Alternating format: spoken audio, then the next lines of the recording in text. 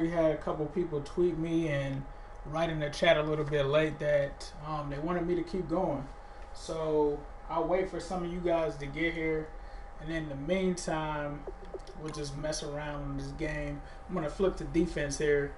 And also, I didn't talk about the fan ranking. So recently, there was a fan ranking that came out that had the Bengals fan equity ranked 28th.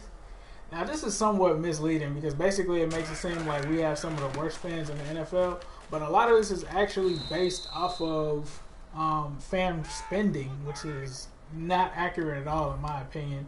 So I don't understand how you judge a fan base off of how much money they actually spend on their team. And Cincinnati is a small market team. I don't feel like that was taken into account. I mean, it's kind of hard to compare them with other fan bases when there's like a whole bunch of like bandwagon fans in other cities. You know, not to hate too much on the Steelers, but the reason why Steelers are all over the place and they travel so well is because those people don't actually travel. They're just freaking basically bandwagon fans. Essentially, that's what they are. So I don't think that it's fair to really criticize the Bengals for, you know, their fan base not traveling as much.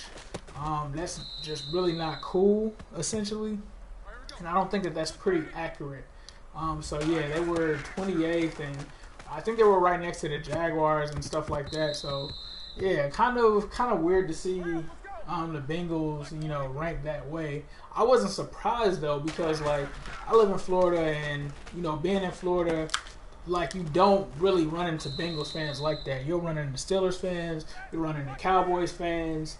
You know, essentially like you'll run into your typical bandwagon fans. So the Bengals, like, essentially, like, there's definitely some fans that we have from Florida. Ty is one.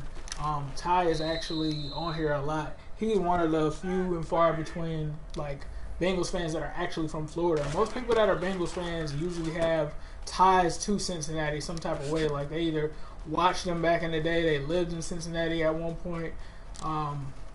You know, they essentially have some kind of ties to the Natty. So I thought that was pretty inaccurate, and it didn't really paint a great picture in terms of, you know, what the Bengals fan base really truly represents. So yeah, I don't know, but yeah, I'm gonna wait here and see if we can get some guys to show up. Hopefully they will. They said that they'd be back, so we'll see what happens. So I'll just let this run for a little bit. You guys can watch the Bengals defense against the Steelers for a few plays, and I'll try to get some more things together.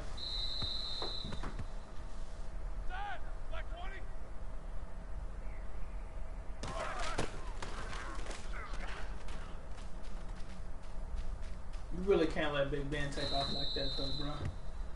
On the real.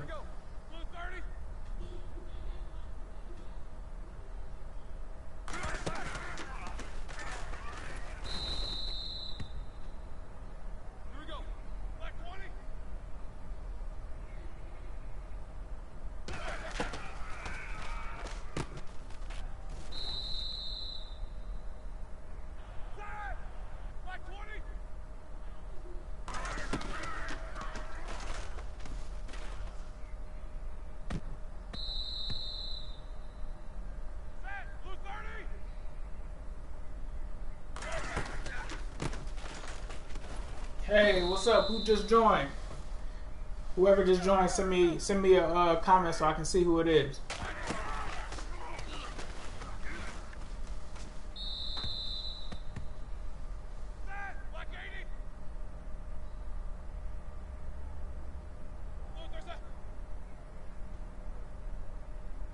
Looks like we're gonna have to wait for them. I think there's a little bit of a delay between me talking and the actual broadcast, but I just kind of want to see who's in. I know there was a couple of fans that sent me some messages, so yeah, let me know who's out here, man. This is the NSC CMB fam. Definitely don't be shy.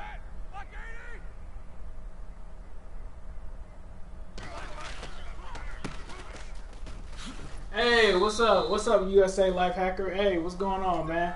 How's everything going? I hope everything is cool, man. Let me know if you have any Bengals questions you want me to answer, man. You definitely been with me since day one, so it's cool to see some of the day ones up in here. Or let me know if you want to see me play with somebody. Either one, man. I know, like, we're in the dead heat right now as fans, man. Definitely gotta gotta keep the Bengals content going for sure.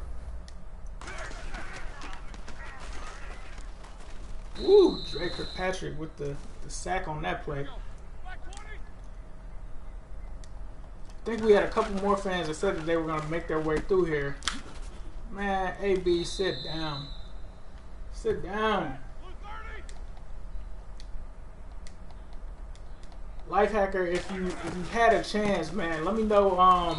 Let me know with this defensive line battle who you think is gonna actually end up getting cut from the defensive line. So it can be defensive tackle or defensive end. Just let me know who you think is gonna end up getting cut.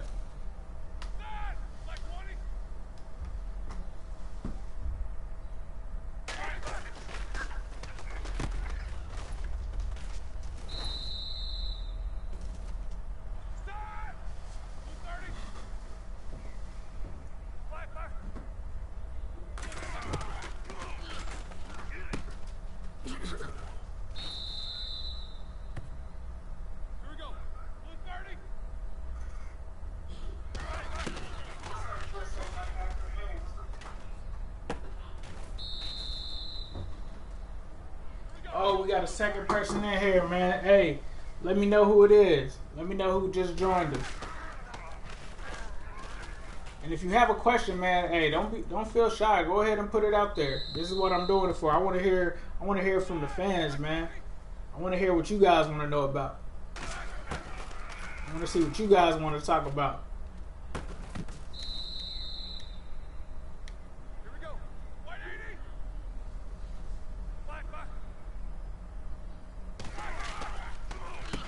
Oh, somebody who has trouble staying healthy? I think if we said, let me see. If we're looking at somebody that has trouble staying healthy, I feel like it's going to probably be Pat Sims, man.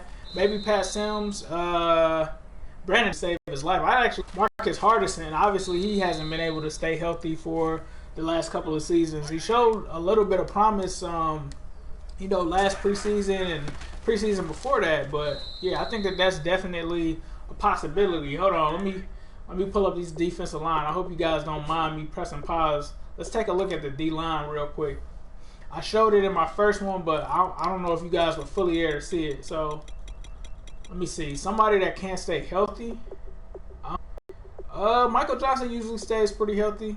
What do you guys think about Michael Johnson? I know a lot of people are on the fence about him.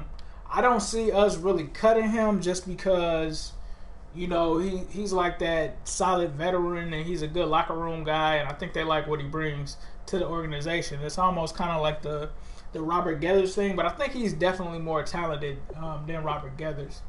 Will Clark, man, I think Will Clark is on the bubble. What do you guys think? Send me some comments on if you guys think Will Clark is gonna continue to stick on the roster or not. There's somebody else in here too, man. Hey, like I said, don't be shy, man. You guys can ask me anything in here. No problem. But yeah, man, Marcus Hardison definitely can't stay healthy. We don't know much about Jordan Willis. Carl Lawson is looking like a linebacker, but I'm not sure, how he's going to count against the roster. But yeah, those are my thoughts. On it.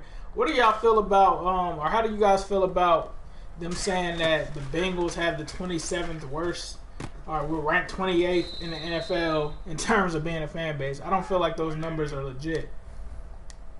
It's basically based on, if you guys haven't caught the article, it's basically based on fan equity, which essentially is all about people purchasing or spending money or the revenue that's been made by the team in terms of the fans, which I don't think that's. I mean, the Dallas Cowboys are probably number one on the list if that's the case. Everybody's a Cowboys fan. Cowboys, Steelers, probably Patriots. Your typical bandwagon teams. If you're not really from those areas, or you don't have any kind of connection to those areas, like your parents grew up there, or you lived in that place during college, I just don't see how you're a legit fan, bro. Like, unless there is no team in your actual city and you had to, you know, essentially stick with a team from day one, I don't really consider that being a real fan. If not, if you just jumped on the bandwagon and you just like the Steelers or something because of their jerseys and stuff like that, that's not a real fan. A real fan to me, and the reason why I feel like a lot of us are real fans, are because we were able to stick through this team through the dark ages. Like, and when you have to go through something like that, I feel like you actually become a real fan because you tend to appreciate the team a lot more.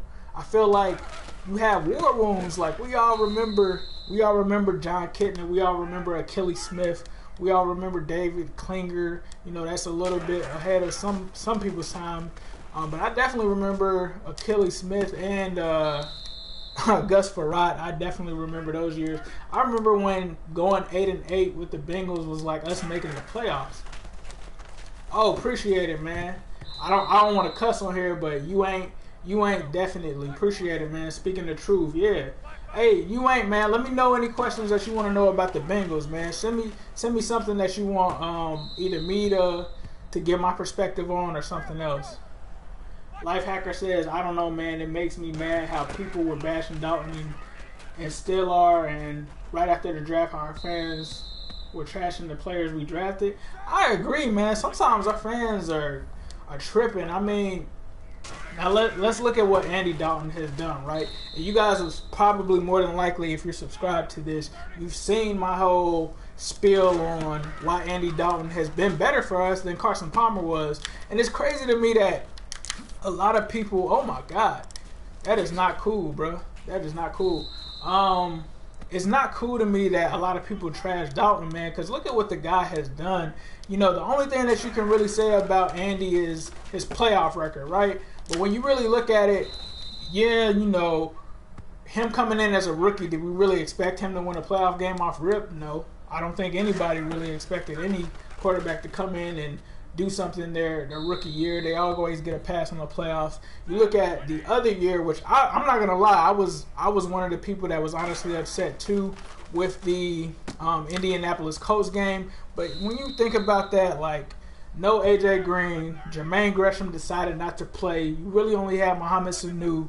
I believe you didn't even have a running back. Like, Rex Burkhead had to come in at wide receiver. Like, that's how limited you were. So I really can't be upset with Andy for that, or I really can't blame him for that, because dude had no weapons, and you're going against Andrew Luck, who I feel like is super overrated. I hear people talk about the Bengals should have gotten Andrew Luck. Andrew Luck is overrated, and I'm sorry. That's just my personal opinion. You might not feel that way. I'm not saying he's not a good quarterback, but for the people that think that he's just this super elite quarterback, the guy throws a lot of picks, man. That's all I'm going to say. He throws a lot of picks.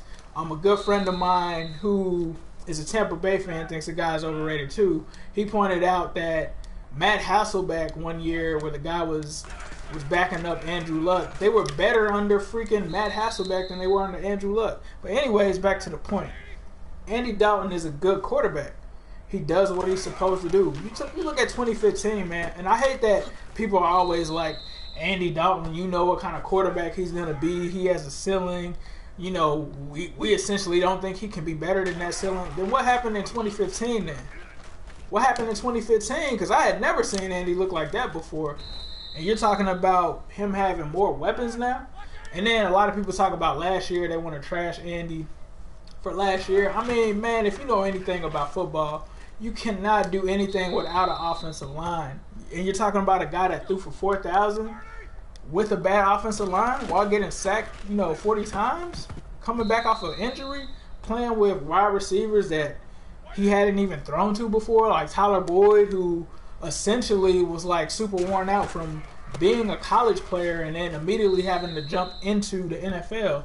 Now, mind you, that might not seem like much, but Tyler Boyd was basically essentially the Pittsburgh offense. Like, in college, he did everything. Like, this man was throwing the ball for them. He was in the backfield for them. He was like essentially their entire offense, right? And so then he has to come into a situation where his legs basically aren't fresh. He's playing with an Andy Dalton who he's never thrown to before. Brandon LaFell has never played with the guy, let alone played in this offense. I mean, what else do you really want from Andy Dalton? I mean, there's a ton of quarterbacks out there that I would take Andy Dalton over. And everybody's always like, I heard people call him a 17th. They rank him 17th? You would really rank Andy Dalton 17th? I couldn't do that. I would feel like if Andy Dalton isn't top 10, then he's top 12. There's no way that I could put so many other quarterbacks over him.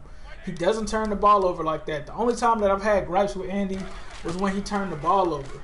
Like, that's essentially what I didn't like. I didn't like it with him. I didn't like it with Carson. So to me, as long as you're not turning the ball over, as long as you're throwing, 28 plus interceptions. I mean, not 28 plus interceptions, but 28 plus touchdowns. That is ridiculous. How did y'all let Le'Veon do y'all like that? Oh my God. But if you're not, throwing a whole bunch of interceptions and you have a pretty decent amount of touchdowns, what's wrong with that? How do I feel about Nick Vigil? Do you think he's our guy linebacker for the future? And how's his progress going? Nick Vigil, I think that Nick Vigil would be decent for us. I think in the meantime, I think he is the guy. I think we'll have to see how he does, but I love to see the fact that he's more athletic and he is a smart guy. From what I hear, Vontaze Burfict loves him. Vontaze Burfict is a very smart defensive player. I think that Vigil will be the guy for now. I think at the worst, you get a pretty decent backup in Vigil, but I think we'll see a lot of Nick Vigil, honestly. Like, he seems to be a pretty decent cover guy. He looks like he'll be more so a coverage linebacker. It's weird because I think that Nick Vigil and Lawson are actually going to rotate. And I think that potentially Nick Vigil can be, if I had to compare him to somebody, if he could give us the production, and they don't really play the same position, but if you remember like Dhani Jones, or if you remember Brian Simmons, if he could be something like that, that would be decent, because you're talking about Tez. You also have Mentor, who I think will be two good guys. But one thing that I kind of want to see, and I mean, I don't want to rate these guys or pit these guys against each other. I wouldn't mind seeing Paul Dawson out there too, man. So I'm not sure, but I think Vigil will be okay. I mean, I don't think he'll be a liability or anything like that. I still feel like the verdict is kind of out, and I think we'll see in this preseason how good he actually is. We get him past the first round this year. I think we can. I definitely think we can get past the first round. You look at the talent on this team, it's ridiculous, man. I mean, how can this? I mean, I had Larry Black on this show a couple of weeks ago, and he talked about, looking at this roster on paper, you're talking about a Super Bowl team. How can you not win in the playoffs? So to me, I think if we can get those guys there and everything aligns for us, I think we can definitely plan. I honestly think that we're one of the only teams that can actually beat the New England Patriots from a talent standpoint. We usually play the Patriots pretty decent. Even if you look at last year, like, we really didn't play the Patriots that bad. That game was pretty close, throughout the entire game, and we didn't have anywhere near as much talent as we have now. Now, mind you, the Patriots definitely reloaded. A good friend of mine, Moody, he said that it's the Patriots world and we're just all living in it. Like, they'd sign like everybody. But I still think, like, if two teams reloaded the most in the AFC, I think it was us and the Patriots. Other people might try to say that that's not true, but I feel like when you look at through the draft, like, yeah, the Patriots reloaded in free agency. I don't really think that they reloaded in the draft like that, but the Patriots aren't really known for, reloading in the draft like that. So it's not really too much of a surprise with me there. But when you look at both teams, I feel like we killed this draft. And like Lifehacker said earlier, I think we definitely killed the draft. I don't understand why people are saying that we didn't have a good draft. Now, I think most people initially were kind of upset with the John Ross pick, but when you really let it digest and marinate and really think about it, you had two guys off of the board, right? You had Mike Williams off the board. You also had Corey Davis off the board. So who were you really going to pick? And I mean, you could say O.J. Howard, but look at how many teams passed on O.J. Howard. The fact that, we all wanted we all wanted Rueben Foster, but Rueben Foster got passed on by, you know, all those teams as well. So, and I don't even think he's going to end up playing this year. So we needed to win like now. So I felt like at that moment, you know, why not take a guy that's special? He had a special attribute, which was his speed. He wasn't just a speed guy. He was also a guy that could take, that can run routes, that can be productive. He isn't a Darius Hayward-Bay, which a lot of people, for some reason, in our fan base seem to think that he's a Darius Hayward-Bay, and it's like, no, he can do multiple things. Joe Mixon, I think, was a good pick. I was a little bit upset that we didn't go Dalvin Cook, but all in all, thinking about it, I don't know if Dalvin Cook is a good running back for the AFC North, and he's somewhat kind of small, so we kind of need a big bruiser that can do both, and Joe Mixon can do that. You guys have any other questions or any other topics that you want to see me touch on? Or I know you guys sometimes also are in the little game simulation thing that I kind of do, so let me know if there's anybody you'd like to see me play against too. That's cool. And I'll probably do another one tomorrow. I was thinking about playing the Cardinals. Let me know if you guys think that the Cardinals will be a good matchup. Let's see, do you think the O-line can step it up? You know, people might call me crazy, try to call me a homer or something like that. I mean, when you think about last year, how many people were really worried about the offensive line? I don't think many people were. I don't think it was like a point of emphasis for us last year, and I think that definitely contributed to it. When you look at why this offensive line didn't work out, I think you have to point to Cedric Ogbuehi, but then a lot of people don't realize that he was coming off of an injury, and I'm not an Ogbuehi fan, but I kind of understand. You know, he's a year removed from the injury, and then he's coming back into a position that he's never really played. They claim it wasn't his natural position. So I think that with the year under his belt, him getting that tutelage, him going out and struggling, knowing that he's going to have to play a lot better, I think that's going to put a lot of pressure on him. I also heard that Andy Dalton is definitely going to help them out by getting rid of the ball faster, so that's going to help him as well. But I really think you talk about Andre Smith, you talk about Andre Smith coming back, you also talk about Clint Bowen coming back, and some of these other players. I think that there will be a huge emphasis with Paul Alexander on, you know, what the Bengals offensive line is going to do. And I mean, the bar is pretty low. If you can, all you have to basically do is get less than 40 sacks. I think that they can do that. I don't think that that's hard for them to do. I think that they can definitely be better than they were last year, which is crazy because everybody wanted to slam them because they didn't want to, re-sign Witt, and they let Zeitler go. But when you're looking at some of the free agents that we have now, and Tyler Eifert and Vontaze Burfict, those are guys that you're going to have to pay.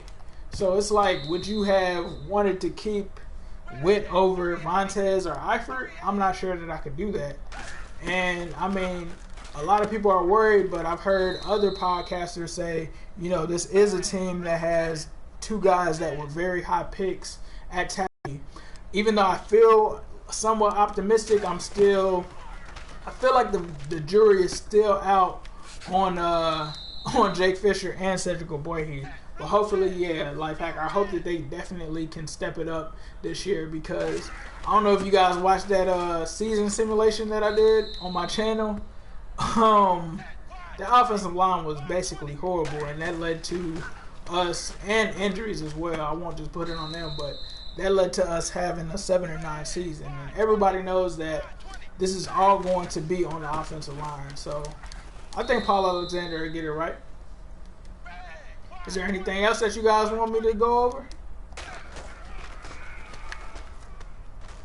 Oh, no. That's that Carson kind of throw right there. Let me ask you guys something. Who do you guys think will get picked? Who do you guys think will be extended first? Do you think Tyler Eifert will be extended first, or do you think Vontaze will? My personal thought is Vontaze, but I want to hear what you guys think. Or do you think both of them can get signed at the same time? Oh! I'm out here throwing picks. I got to concentrate on this. Trying to multitask, dog. Oh. By the way, man, I appreciate you guys with the kind words for my son. He's definitely doing a lot better. We ended up finding out that he had a respiratory virus, so it was kind of scary for a while there. But it's good that we actually know what it is. And an initial doctor was trying to say that it was more so just a cold. Yeah, it definitely wasn't a cold, bro. Woo. Burfict? Yeah, I agree, Lifehacker. I think it'll be Burfict, man. Burfict's in here shredded. I know you guys have been checking out his Instagram. That dude is in shape. It's scary how good that this guy can be next year, man. I don't want to put it out there too much, but I think the guy could end up being, you know, Defensive Player of the Year. I'm just gonna put it out there. You combine the type of shape that this guy is in with how he's performed in the last couple of seasons, you know, not even playing the entire season, and this guy is slimmed up. Oh my God, like Montez Burfict is like one of the most underrated linebackers in the NFL, and it's all because of that playoff game. It's like people do not want to give the dude credit. They just think that he's just a, you know, just a freaking dirty player, which is ridiculous. Like, yeah, he does make, you know, dirty plays, but it's not the majority of his game. Like, the dude can cover. You saw the PFF numbers, man. That doesn't lie. Numbers do not lie. So I'd love to see Burfict get extended, and I'd love to see him end up being like the Defensive Player of the Year. It's been a while, man, since the Bengals have actually won any kind of national award. I want to know, who do you guys think would be the Bengal that could do it? I agree, man. Lifehacker, I'm with you. How did he not make the top 100? I have no idea. I don't think he's ever made it. It doesn't even make sense. I don't know if it's because since they surveyed the players and, you know, some of the players feel like he's dirty. I don't know if that has something to play with it, but I really don't understand how the guy is not in the top 100, man. I really don't understand. Really don't understand that. That makes no sense. It's like, oh, by the way, AJ Green, number 17, after only playing 10 games, dog, he is a beast. I feel like AJ should have been in the top 10, but yeah, definitely Burfict should have been in there. Andy, I feel like should have been in there at like the end. I'm not saying he should have been like, you know, number 50 or anything, but you couldn't have gave Andy Dalton 95, something like that. Something 95. You know, he didn't do, you know, he didn't do too bad. But yeah, I agree. Like, Montez Burfict should have definitely been in the top 100 for sure. For sure. Any requests for oh, Dunlap too, man? You are on fire, Lifehacker. Oh my God, why does Dunlap not get credit, man? Why does Carlos Dunlap not get credit like that? Like, it's getting disrespectful at this point. It really is. It's like everybody knows Dunlap is a beast too. I think Dunlap made it last year, if I'm not mistaken. But yeah, it's almost like, I don't know, man. The dude has been a very good defensive end. He's one of those rare guys that are very big in size. I think he's like 6'4", 6'5". I mean, he might be like 6'6". You know, 280. The guy can run fast. I don't know how many people can really hold the guy. I mean, the only thing that you can really try to hate on him about is the fact that his sack numbers aren't as consistent as, say, a Khalil Mack or guys like that. But, I mean, why not? Dunlap definitely should be there. I'm trying to think about anybody else. Should anybody else for the Bengals be considered for the top 100? If I had to say mine, it would definitely have been Andrew Whitworth, which I think he did make it. Andrew Whitworth, Kevin Zeitler, I think definitely should have made it. Tyler Eifert is. You can't really say Tyler Eifert just because last year he didn't play. But I mean, I've seen injured players make it before, so I don't know. Like, did AP even make the list? I'm not sure if AP made it, but I remember one year AP played like a handful of games and he still made it because it was Adrian Peterson. Tyler Eifert, I feel like, you know, I'm not gonna say he should have been locked for one, but Tyler Eifert, but Dunlap for sure. Dunlap, Tyler AJ Green, Kevin Zeitler. and Andrew Whitworth. I don't think you can say really Pac-Man. Maybe Kirkpatrick.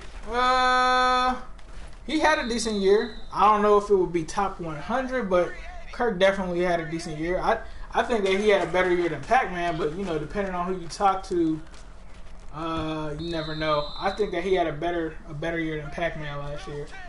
Dre was in a contract year. I hope that he can continue to play like that. Corner is going to be interesting, man. Corner is going to be definitely an interesting thing to watch. Do you guys think that Pac-Man will get suspended?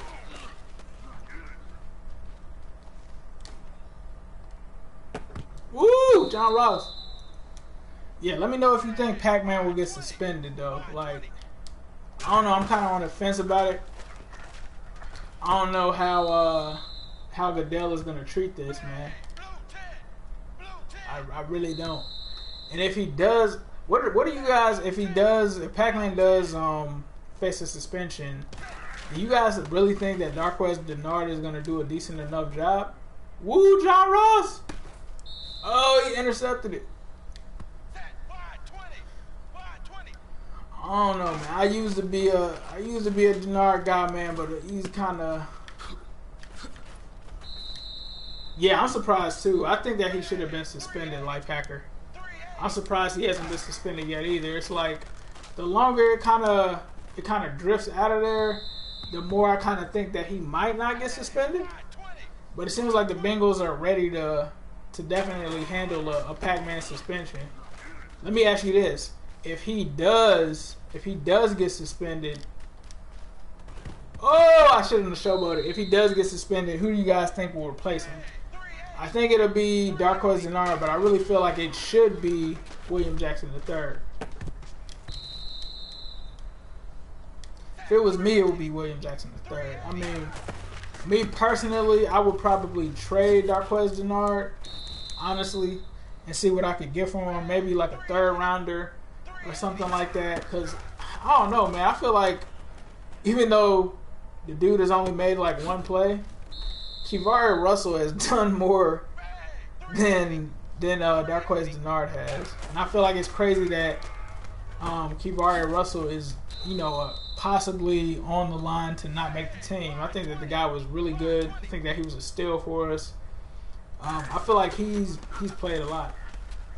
I'd like to see Russell. Oh yeah, definitely, man. Kivari Russell needs to get a chance. Kivari Russell, I don't know if you remember this dude, Life Hacker, but he reminds me a lot of Tory James, like a dude that can just always be around the ball. And I think he had a year with us where he had like 9 interceptions or something like that. I feel like Kivari is a ball hawk, man. Like, dude came in, first play, interception. Like, what else do you need to see? Like, when I watched Darqueze Dennard, man, and don't get me wrong, I wanted him to do good, but the dude gets toasted. I honestly think Josh Shaw should get a chance over him. Like, Josh Shaw is a pretty decent player. I always thought that he was going to be a pretty decent guy as well. Anyway, coming out of USC, playing at UF in the SEC or whatever. Woo, John Ross. Ooh, John Ross. Man, I know you guys cannot wait until that first training camp session whenever Ross comes out, where they just go back and do that deep bomb, boy. Let's just pray for no injuries, man. Luckily, we made it out of minicamp without injuries. Hopefully, that trend continues. Oh, Nixon.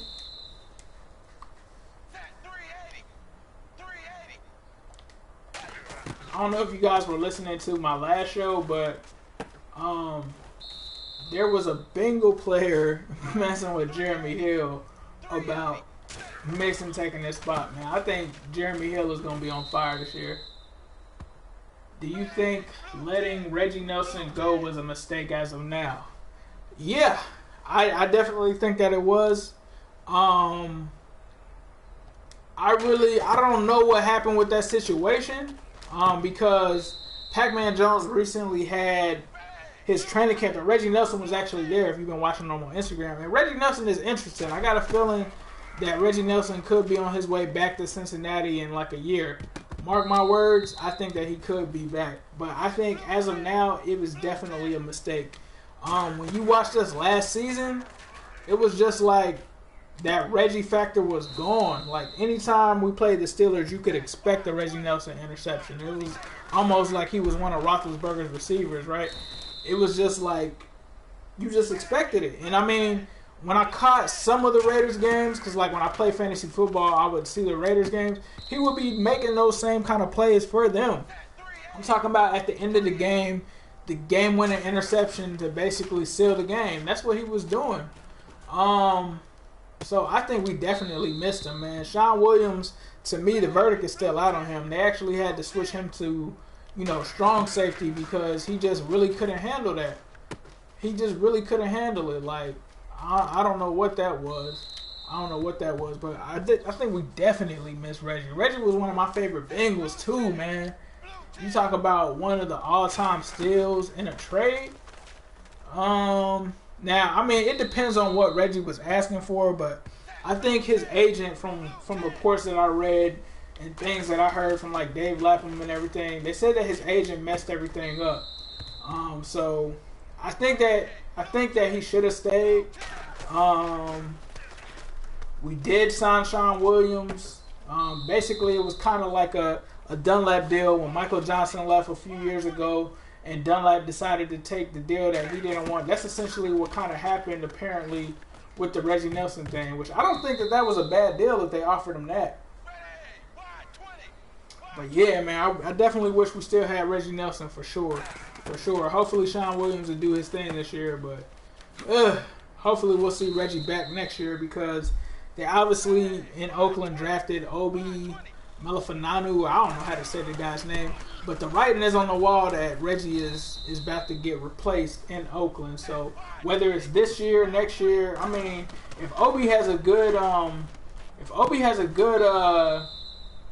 training camp, he could be a camp casualty, and I'd love to see Reggie back in stripes, man. I mean, just seeing him hang out with Pac-Man, and from what I heard, I get a lot of inside information too because I know a lot of people that actually know the players. The players were very upset with the Bengals not bringing back Reggie. I can tell you that for a fact. They were definitely upset about that last year. They thought that Reggie should have definitely been back. They thought that was a huge loss for us. They were upset about that move. I also know some people that were upset about the Marvin Jones move.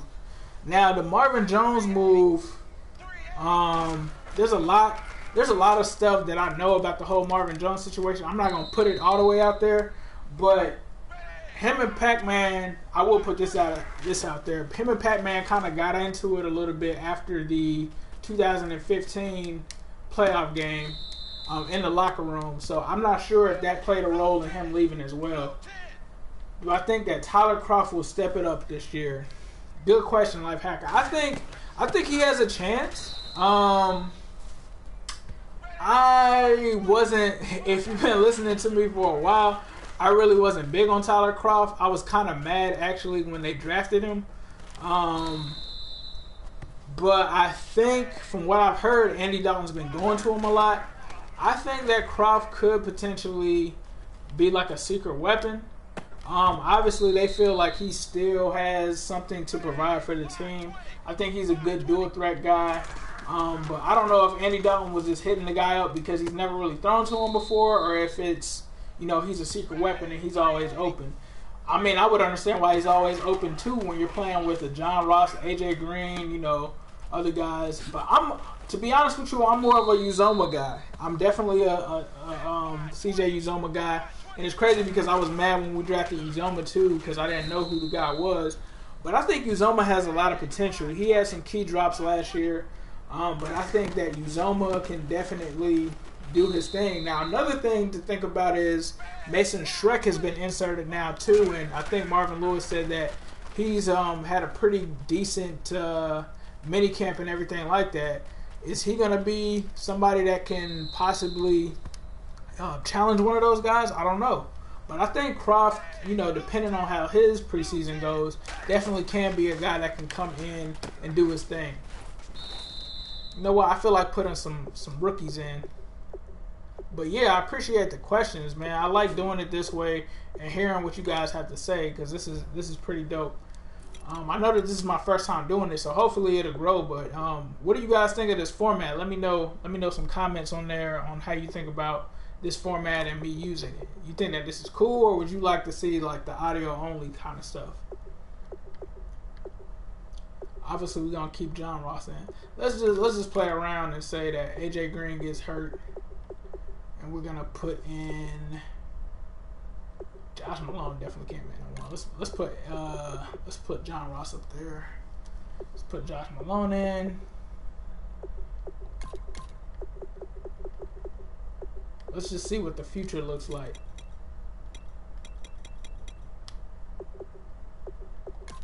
Let's put your boy Tyler Croft in. Mason Shrek, they made him so garbage. 47 overall. Alright.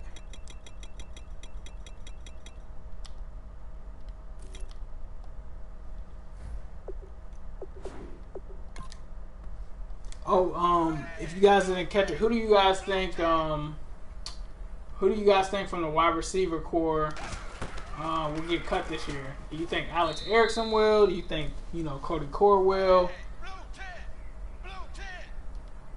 Do you think that this could actually be a make or break year for Marvin Lewis? I think that it can. And I say that because I think Marvin is definitely on the hot seat. He's lucky to still have his job after last year, in my opinion. There wasn't really a sense of urgency with him. He definitely has that relationship with Mike Brown, but him not being given an extension definitely shows the writing on the wall for him. I think Andy Dalton said something like players aren't really thinking about it, but a lot of the players actually do like Marvin Lewis, and I know from one of the stars on the team that some of them didn't believe that last year was Marvin Lewis's fault. Now, I'm a fan. I'm, just going off of what I saw on the field and the performance that I saw last year and some of the decisions that were made with, older guys being played over younger guys, which I feel like that has to do with Marvin. I think that, Marvin had a bad year. But, listening to some of the players, they actually thought that, some of the moves ownership made last year in terms of not keeping Reggie Nelson and not doing what they could, which I feel like they did what they could to try to keep Marvin Jones, but a lot of them felt like they should have dished out more money in free agency to keep some of those guys. So I do think, in my opinion, I think that it's definitely a make or break year for Marvin. Marvin is, he's had 15 years, man. And when you have a team like this that's so talented, and I feel like definitely with the type of draft that they just had with Joe Mixon and John Ross, there's no excuses.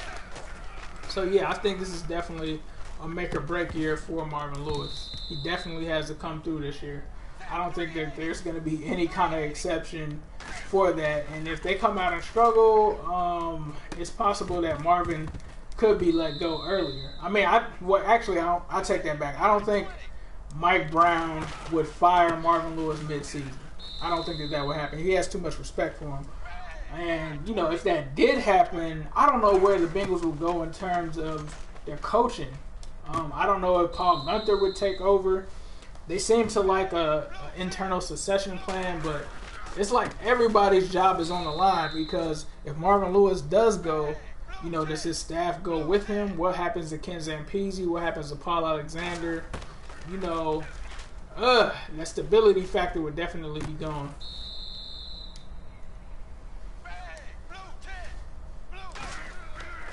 Like, if Marvin Lewis was to get fired, let me ask you guys this. Who would you think would be able to replace him? Do you think that the Bengals or Mike Brown would go outside and hire somebody outside, or you think that it would be like a Paul Gunther, promotion or something like that?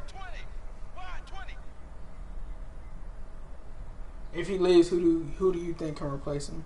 If he does leave, I think Paul Gunther would replace him. Just based off of what the Bengals kind of do, I think Paul Gunther would possibly be a replacement. There's been talk, John Gruden maybe. Depending, I think that the Redskins extended Jay Gruden, right? So I don't think Jay Gruden will be on the radar.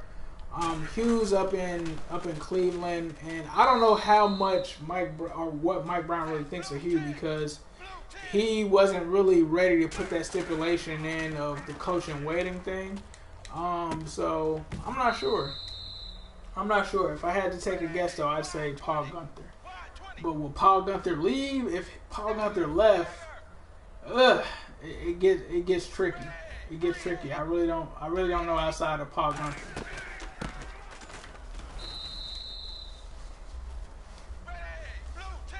I mean, I think that the plan was really, from what I've heard, I know that Mike Brown really liked Vance Joseph, but obviously Joseph is now the head coach of the Denver Broncos. So I don't know where Mike Brown would really go with his coaching decision. And that's the Marvin Lewis dilemma. If it was me, though, and I'm just talking from a fan perspective, if it was me and I was the GM, I would go after Urban Meyer. And that's probably something for shock value. But I would go after Urban Meyer. Why not? Why not? Mike Zimmer? Of course I would love Mike Zimmer, but I think that would be a dream scenario, because I think that the Vikings love Mike Zimmer. I don't think that Mike Zimmer is going to be going from Minnesota for a long time. I definitely wanted to see Mike Zimmer be promoted to the head coach while he was here. I think he should have been the guy that was the head coach in waiting. But I think Minnesota, I think they have a good thing going with Zim. He's kind of implementing that Bengals culture over there. Outside of Laquan Treadwell, they've kind of drafted pretty well over there. He's recruited some pretty decent talent over there. And, last year, he basically lost his starting quarterback and still did a pretty decent job. So I think Zimmer, unfortunately, more than likely is going to stay in Minnesota. But what do you guys think about Urban Meyer? I know he's a college coach, but Urban Meyer, I think, would be interesting. And, he's been at some of the camps that we've had. Maybe that will lead to us actually picking more Ohio State players. Who knows? But it's like, what hasn't Urban Meyer really accomplished at Ohio State and at the college level? Why wouldn't he want to take a shot at the NFL? And I think that this would be a good spot for him. Harbaugh, I think Jim Harbaugh is going to probably stay in college. That would actually be my preference, but I think he's going to actually stay at Michigan.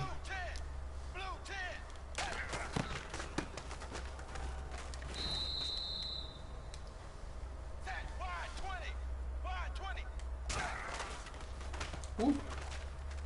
Hey, and if you guys can, make sure you share the stream with your friends and stuff like that, because we can definitely come back and do this again. We're going on 48 minutes, and that's combined with what we did last time. Ooh, Josh Malone. Ooh, Malone. That was nice. That was nice right there.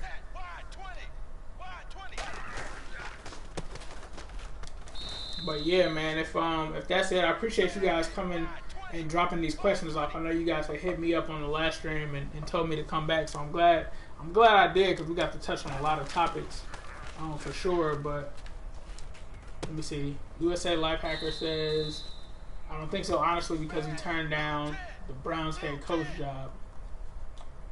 Browns head coach job. Oh, you're talking about Urban Meyer? Man, who would want to coach the Browns, though? I wouldn't want to coach the Browns. The Browns and Bengals are two different jobs for me. I feel bad that Hugh took the job, because to me, if Hugh Jackson can't turn that team around, nobody can. I would never take the Browns job. The Browns job is like you're signing yourself up for failure. It's like that ownership isn't going to do what it takes to take the Browns to the next level. You're basically going to have to do everything yourself. Just recruiting a player to come to the Browns is like asking somebody to move to Siberia. Why? Why would you do that as an NFL player? Nobody wants to play for the Browns. Look at the guys when they get drafted to the Browns. They don't even want to go there. Corey Coleman last year. Yeah, they're talking about he's a leader and all of that, but did you look at his face last year when he got drafted? That guy did not want to be a Cleveland Brown. I don't think anybody wants to be a Cleveland Brown. if it's brown, flush it down. So, I mean, if I was Urban Meyer, I would do that too, because what do you have to win, and what can you really win in that situation? Like, you come from college and then you end up being written off as probably a Steve Spurrier just because you had to be a coach of the Browns. I mean, even Bill Belichick couldn't make the Browns good. I mean, I'll say that, but he did take them to the playoffs, but even he couldn't do anything with that team. And they got rid of him. So it's just too much of, now they have, to their credit, they have become a little bit more functional under Hugh, but I just can't trust the Cleveland Browns organization, man. If it's brown, flush it down. So you talking about who wouldn't want this team, though? Who wouldn't want this team? You talking about a team that has AJ Green, Andy Dalton. You know, the chips are there. The chips are there. Like, to me, and this is just a wild card, I doubt that this would even happen. But I'll tell you what, if I could handpick a coach to come out of retirement to essentially put us right into the whole Super Bowl thing, I'd pick Tony Dungy. Tony Dungy. That's who I try to pick. He'd be like a wild card, but I think Tony Dungy would be a decent guy to bring in. I don't know if he'd do it because he's definitely seems to be kind of done with this whole thing. Oh, John Ross. But yeah, that's my thoughts there. I don't think anybody wants to be the coach of the Browns, bro. I was surprised Hugh wanted to do it. I think Hugh really only wanted to do that as like a resume booster. Like, if I can do good with the Browns, I can do good anywhere. Like, in order for me to be the coach of the Browns, I'd have to be the owner. I'd have to... oh, my God. Like, LeBron James would have to come to every single game. We'd have to have, like, automatic summer vacations in California. Bro, that's, like, the worst job in sports, honestly. Name a worser job, a job that's worse in sports than the Browns head coaching job. And I'm not even being funny. Like, name a worse place to be a head coach at. Like, it's like all odds are against you. Now, Hugh's doing this thing. I'm not even going to lie. He's definitely doing this thing.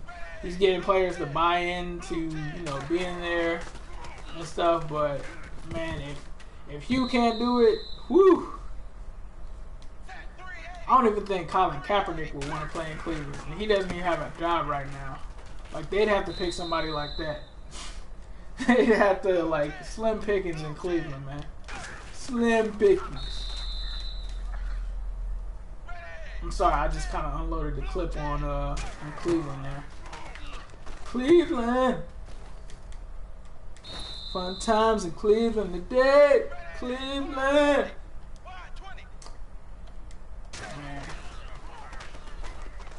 They definitely deserve, you know, better, though. I will say that. Even though they're definitely robbers and all of that, I kind of feel bad for their fans, man. Because we've been there.